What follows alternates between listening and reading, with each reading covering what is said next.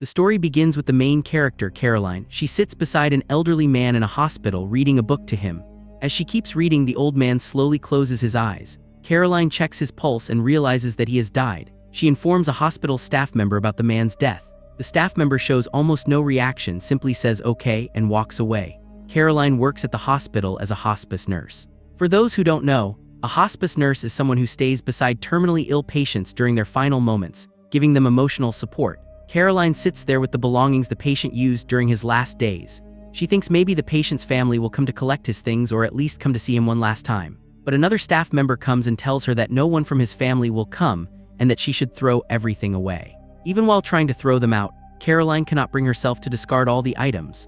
Death is truly painful when there is no one left to cry, no one to stay beside the person at the end. Meanwhile, for the hospital staff, a patient's death simply means an empty bed, a new patient, and good business. There is no emotion, no feeling, not even sympathy. Caroline decides she cannot continue this job anymore. She does not want to stay in a place where human life has no value. While sitting on a bus, she looks at job advertisements and notices one listing. A caretaker is needed at a house to look after an elderly, sick homeowner. That night at a nightclub party, Caroline shares her plan with her close friend Jill. Jill does not like the idea of Caroline leaving such a good job to become a caregiver. She tries to convince her otherwise, but Caroline is firm. She says she can no longer work for these heartless people. She wants to try something new in her life. Just like she decides, Caroline sets out on a long journey surrounded by greenery and finally reaches the house. The house is called Devereaux Plantation House. It is located in a bayou region of Louisiana in the United States. For those who don't know, a bayou is a swampy area surrounded by water, mud, foggy roads, and large trees. Caroline drives her car into the vast property and feels surprised by the old atmosphere of the house. After calling out several times with no response, she enters the house. Inside, the place is beautifully decorated with old antique items. In an open courtyard-like space inside the house, she sees the elderly homeowner, Ben, sitting in a wheelchair. His wife, Violet, is carefully cutting his hair. As Caroline arrives, their lawyer, Luke, appears from behind. He is responsible for managing their property and all legal matters, and he is also the one who placed the job advertisement in the newspaper. Luke introduces Caroline to Violet, but Violet speaks to Caroline very rudely. She also says that Caroline will not be able to understand this house. Although Caroline gets angry and wants to leave, Luke calms her down and explains that Ben had a panic attack a few days ago. Since then, he has lost the ability to walk and speak. Ben may die very soon, possibly within a month. Violet's behavior is caused by the fear of losing someone close to her. Luke also says that Violet has already rejected 4 caregivers, and now Caroline is her last hope. Caroline asks Luke why Violet said that she would not understand the house and what she really meant. Luke completely brushes off the question and finalizes Caroline's job. The next day, Jill helps Caroline pack her things into the car and bids her goodbye. On the way, Caroline stops at a gas station. After filling up, she goes inside to pay. At the entrance, she crosses a strange red brick powder marking on the floor. Inside, the place feels very old and filled with antique items. She hears a prayer playing on an old CD recorder. Suddenly, she sees a frightening image of a childlike elderly woman appear before her eyes, which startles her. A middle-aged woman quickly takes her away, and then the woman's husband appears and speaks in a very strange manner. Feeling uncomfortable, Caroline hurriedly pays and leaves the place. Back at Devereaux Plantation House, Caroline arranges her belongings in her room, including a photo of herself with her father. Then she goes to check on Ben. Violet explains Ben's food routine, medications, and also tells her about the house. The house has a total of 30 rooms, each with a separate key. Only the master key, which can open all rooms, stays with the homeowner. The master key is made from a skeleton design. Violet then gives Caroline a key of her own. Violet gives Caroline a tour of the house and strictly forbids her from entering the upstairs attic room. When Violet asks about Caroline's family, Caroline explains that she lost her mother at a young age and was raised by her father. After college, she got caught up in club parties and spending time with friends. In the middle of all this, her father fell ill and died last year. That may be the reason she chose this profession. Violet then tells Caroline about the house's past history. Ben and Violet bought this house many years ago from 2 siblings. The girl's name was Madeline and the boy's name was Martin. They came from a very wealthy family and inherited the house. They lived there for many years but eventually sold it due to financial problems. Violet also explains that if Caroline wants to stay in this house, she must follow certain rules. The house is filled with antique items, and Violet has framed and preserved photos of those siblings. When Caroline touches one of the frames, a picture slips out. In the photo, along with the siblings, there are 2 more people. On the back, names are written: Papa Justify and Mama Cecile. Caroline also notices that there is not a single mirror anywhere in the house. Violet gives a silly excuse, saying that at old age, people don't like seeing signs of aging in the mirror, so she sold all the mirrors. Caroline is allowed to keep a small pocket mirror for personal use. but hanging large mirrors in the house is strictly forbidden. Violet also mentions that she smokes cigarettes and tells Caroline to adjust to this habit, since Caroline herself does not smoke. The next morning, Caroline takes care of Ben in the garden while Violet tends to her plants. For some reason, Caroline keeps feeling that Ben wants to say something to her. Maybe she sees her own father in him, and that is why she feels this way. Violet asks Caroline if she believes in religion. Caroline replies that she does believe, but not blindly. Violet then asks Caroline to bring some seeds kept in a trunk inside the storage room next to the stairs. Out of curiosity, Caroline uses the master key to open the storage room and begins to explore the room. Inside the room, along with antique items, there are preserved remains of humans and animals. Just like in museums or scientific laboratories, bodies or body parts are submerged in liquid-filled containers. When Violet comes there after noticing Caroline's delay, Caroline hides herself. After this, Caroline asks Violet whether Ben's condition happened while he was inside that storage room. Why did Ben go there and how did he end up like this? Violet gives no answer and simply says, "Ask Ben himself." That night after showering, as Caroline prepares to sleep, she feels a strange sense of discomfort. She goes to check on Ben in his room but does not find him there. She starts searching for him. Outside, heavy rain is pouring.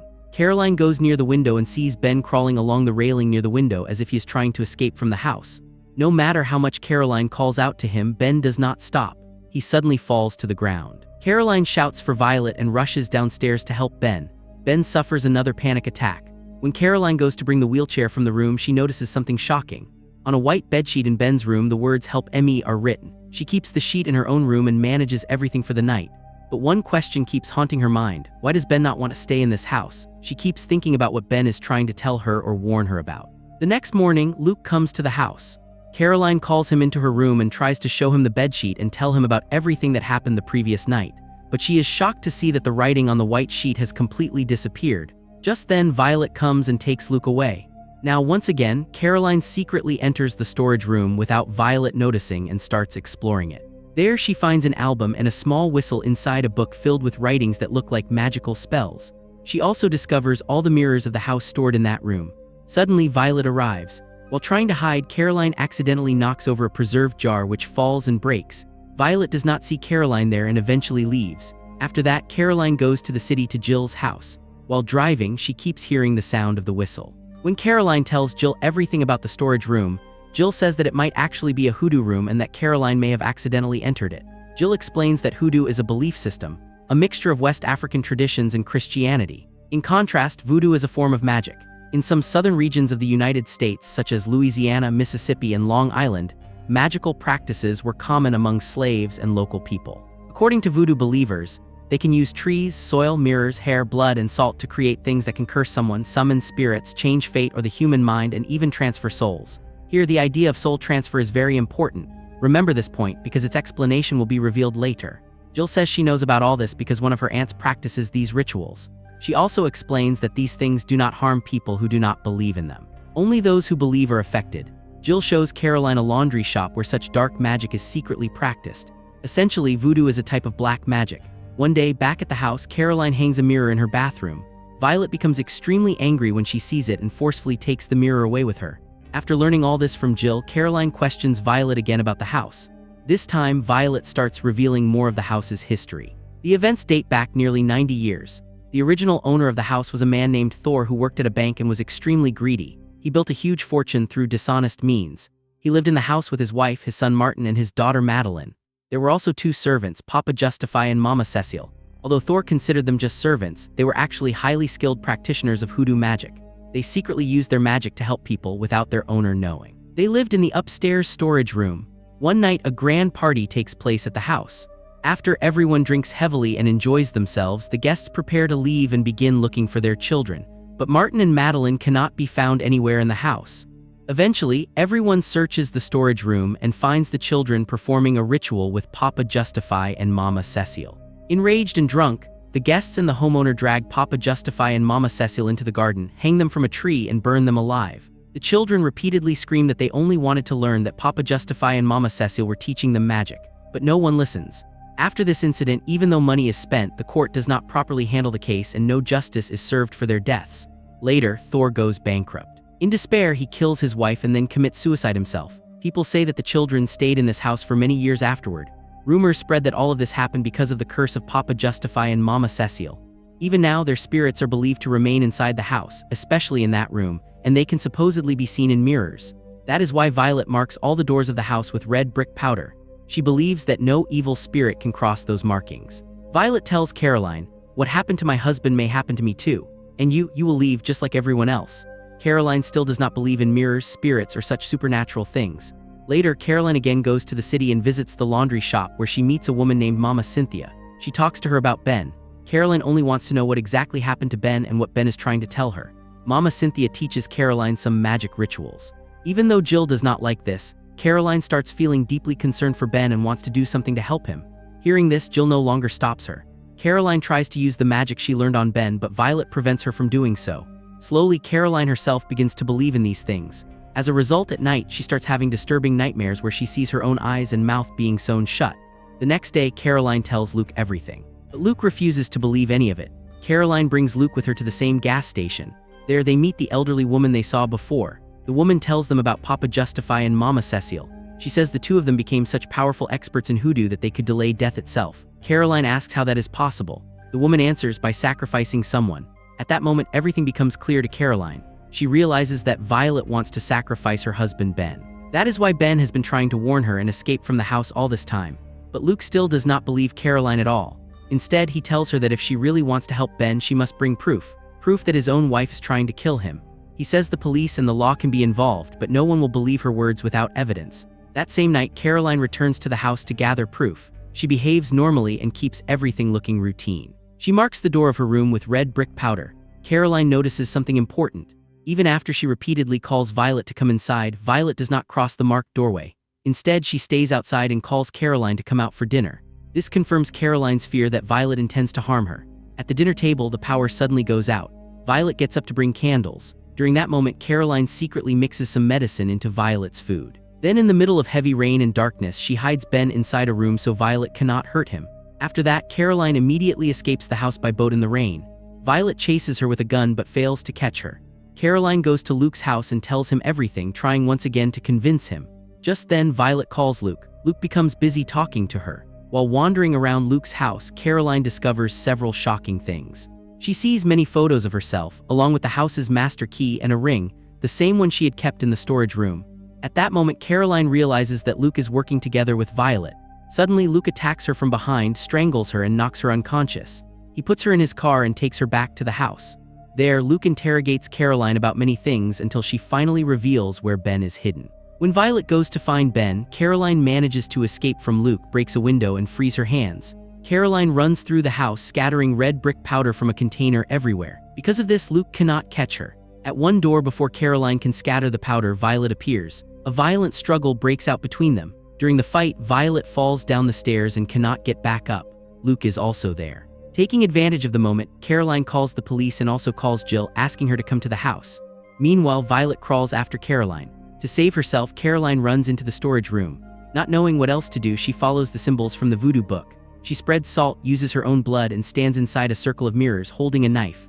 Violet suddenly enters the room. Caroline believes this ritual might protect her. Laughing, Violet throws a mirror at Caroline. In the mirror, Caroline sees the face of Madeline along with two others. Finally, she sees the face of Mama Cecile. At that exact moment, both Caroline and Violet lose consciousness. When Caroline wakes up, she stands up and starts smoking a cigarette. And here the true mystery of the story is revealed. Earlier, you were told to remember the concept of soul transfer. Now the truth comes out. Papa Justify and Mama Cecile never extended their lives through sacrifice. Instead, they transferred their souls into other bodies and changed bodies over time. For all these years, Luke's soul has been inside Ben's body. Papa Justify's soul has been inside Luke's body, and Mama Cecile's soul has been inside Violet's body. They never actually died. The people who were burned alive were Martin and Madeline.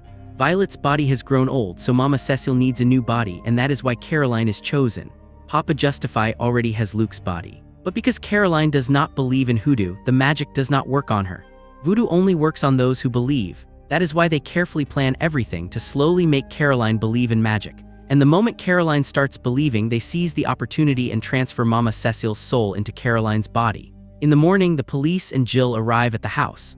Luke explains everything to them. When Caroline tries to tell Jill the truth, Jill ignores her because Caroline is now in Violet's body. Jill fails to recognize Mama Cecile's soul inside Caroline's body. Hearing Caroline's name, Jill hugs her. Luke tells Jill that Caroline has done so much for Violet. Jill asks how he knows all this. Luke replies that Violet has transferred the ownership of the house to Caroline. He asks, isn't that proof enough? And this is how Caroline, trapped inside Violet's body, and Luke trapped inside Ben's body, can never tell anyone what really happened to them. They are forced to live helplessly like this. And when these new bodies grow old, Mama Cecil and Papa Justify will search for new victims once again. That is why they say you should not believe everything. Once fear finds a place in your mind, it only grows stronger and tighter around you. So this was the story of the movie Skeleton Key. Let us know in the comments how you liked the story.